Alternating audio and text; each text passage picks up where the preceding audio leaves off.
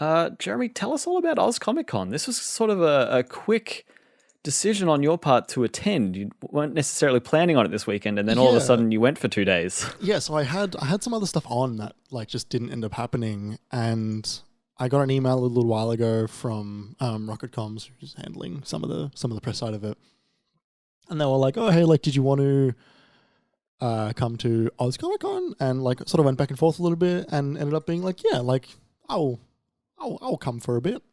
So I've prepared a video, Kerry. So I'm gonna quickly bring that up. Where is it? There it is. Where is the video gone? There it is. Let's swap this over. This video has audio. The audio is largely background, so I'm just gonna have this playing while I'm talking about it. When was the last time you went to a convention? Fucking hell, that's a convention. It's just a full-on convention. Hundreds of people, there's booths. It's the Melbourne Convention Centre. It's just a convention. This Kawaii life. Shout out to them, I guess. So Oz Comic Con was kind of strange. There wasn't really a whole lot to do, which I thought was kind of funny. There was a couple of video game things, like you saw. There was a German fun machine. There's this dude playing Beat Saber. By the way, Beat Saber at a convention, always so funny. There's someone here playing a VR game in the middle of like this juice that's meant to keep you awake or something called the No Dozing Zone, which I didn't really take a closer look at, but I was kind of curious about the product. The people, you'd be surprised to know that the people at this booth for this wakey juice, they had a whole lot of energy when I spoke to them very briefly. Look, if anyone's ever been to a convention, this was Dr. Eggman. This was a capital C convention. There were lots of stalls. Florian, this is great. Lots of people doing cosplay. Lots of people doing like there was like 2 stages for panels. A lot of comic shops. A lot of like pop vinyl shops. And just like a lot of people. I cannot stress enough that how many people were around me over the past 2 days. So Jeremy, let me ask. Yes. Were you aware of that going into the convention? I was aware of that for the entire convention, Gary. No, but before you got there, had you really reckoned with what you had agreed to? I had, and okay. What I was doing is I was wearing a mask the entire time. Most people weren't, but I was, which made me feel better. And like, look, it was still good. I'm still glad I went. It was fun to be in that space again because it felt really normal. It felt very, very strangely normal. Like so normal to the point where I couldn't believe just how fucking normal it felt, which was really odd. Because it's like too normal. Yeah, too normal. Yeah, there's footage here of like, a bunch of Lego sets with lights in them, which is really cool. There's the Horizon set. There's that set that you want so bad. It's a really great set. It's really good. There were lots of stalls for things like weapons, like fake swords and stuff. There's the weird like people in like army clothes place again. Like they always just sell like fake military gear, and I don't know why they're there. I think that's really weird that they sell that. I mean, does that come under like, things for cosplay? Yeah, it does. It does.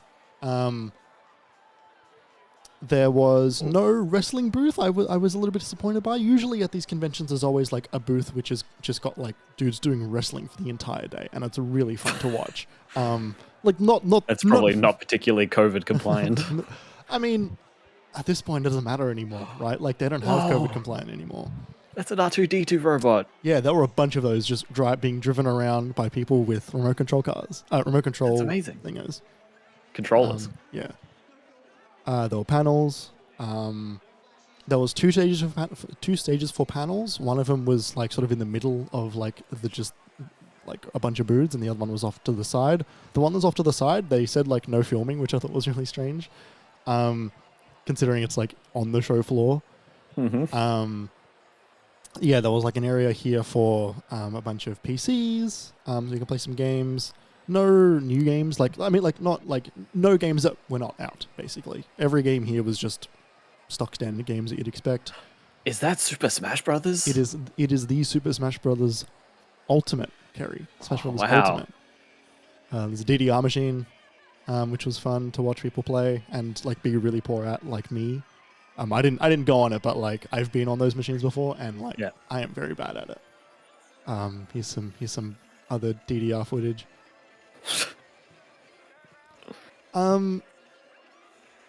Yeah, it was. I think I came out of this convention a little bit underwhelmed. There was just not really a whole lot to do. There was a lot of places to spend money. There was a lot of places where you can buy things that you can buy not at a convention, and some things that you can sort of only really find at a convention easily.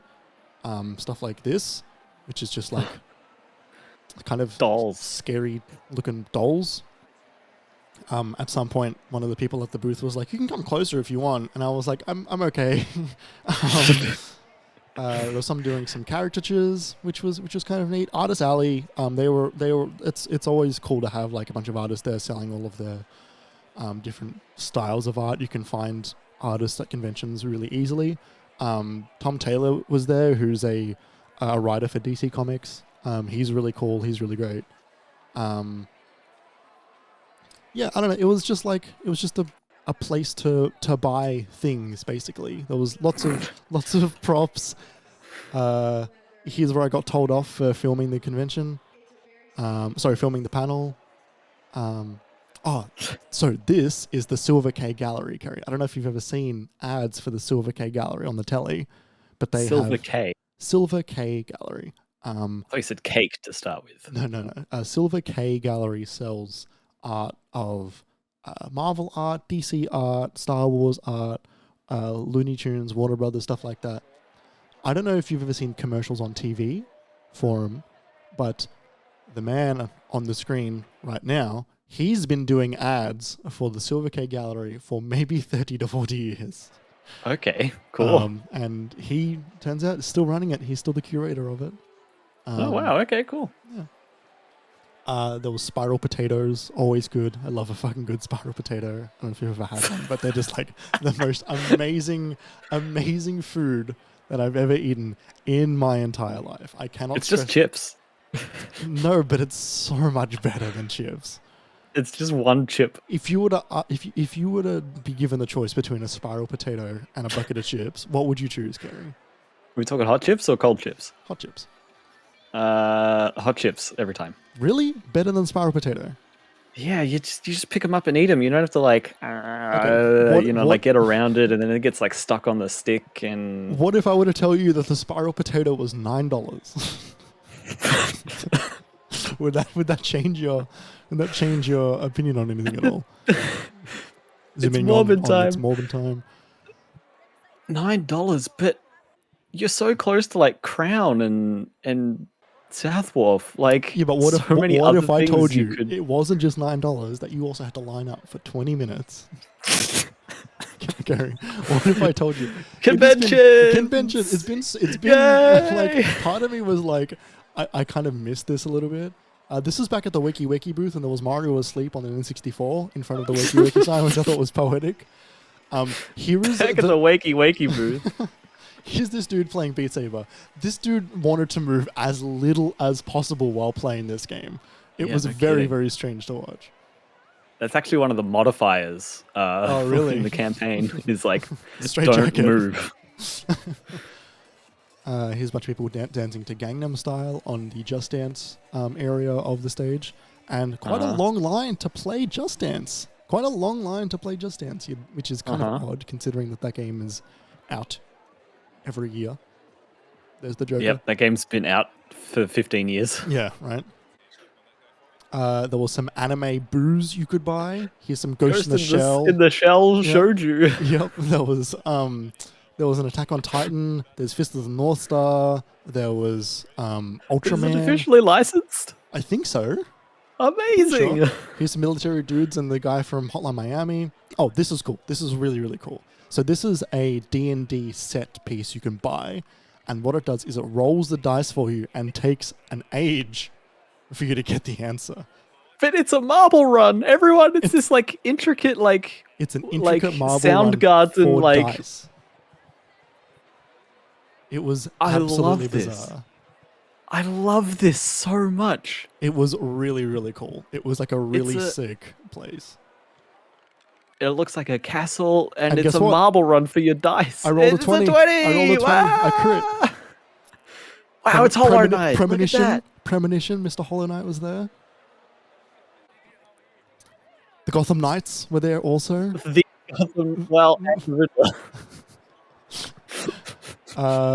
Heisenberg in the middle over there. I don't know if you can see. Bunch of booths, bunch of like kind of really shitty clothes. So Jeremy, what was your favorite thing here? I'm gonna show you right now. Now I don't know if you've got audio on for this video, but I need you to turn it up just a little bit. Okay, good. So this is just audio of the convention currently. The stream getting this? Yes. So we're looking at minifigs. We're looking at a whole bins and cabinets of Lego minifigs. Yes, they are. Yes, you are. Specific ones are like $12, $20, $30. And what, these are mystery bags. I'm here. I'm at Oz Comic Con. Media pass. Yeah, here. Showed your media pass backwards. Waldorf. Stadler. I don't know if that's the right order. That's what we got. That's what we got going on. We got power. We got empty room. Jeremy's in the green room. room. We got sync. Sync, good. We got Ethernet as well as power. Should have mentioned. I'm here. It's the end of day 2. You look so tired. Calling it. I'm gonna go home. I'm very tired. I'm so tempted. I'm not going to, but I'm so tempted. What is this? A microphone? It's just a flick of a button. I'm not gonna do it. It's a microphone for it's the a microphone on a podium. I could have, and I had the power to stop myself, and I didn't stop myself. Peace. And you could send that to the organizers of the event to show them how not a rabble-rouser you are. Yeah, look. So you got the Waldorf and Stadler minifigs. That was your favorite thing at the convention? I'm really glad that I got them. I'm really, really glad that I got the Stadler and Waldorf minifigs. I put them with my Pride set because they're married. Look, it was fine. It wasn't a great convention. I think I don't know if you can have great conventions right at the moment. I think we're coming into what will be the resurgence of great conventions. But it was fine. I spoke to some other people there who were also some game developers, game journos. And we were chatting just as like all of us were about to leave. And we were like, so like, how's it been for you? I'm like, oh, it's all right. Like, I'm sort of trying to figure out what I'm going to be talking about.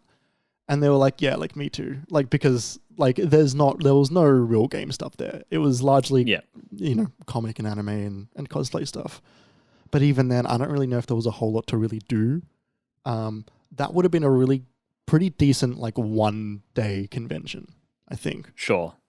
So, and like Oz Comic Con is always great for like cosplayers and stuff like that. Like you see it at PAX, but like it's really good for Oz Comic Con. They have like cosplay competitions at Oz Comic Con. Yeah, and like the people who are serious about it, they make 2 outfits, like one for each day. Like totally. Like our friend Minnie does that every time, and and like I think like part of the other thing was like the guests this year were like pretty light. There was like you can get the voice actor for Master Roshi. He was there. Right, of course. I always forget that's part of it. Yeah, yep.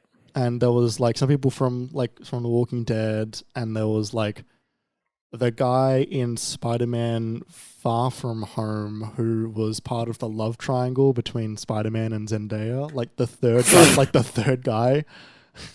The guy who got like aged up during the blip. Yeah, him. Yeah, he was there.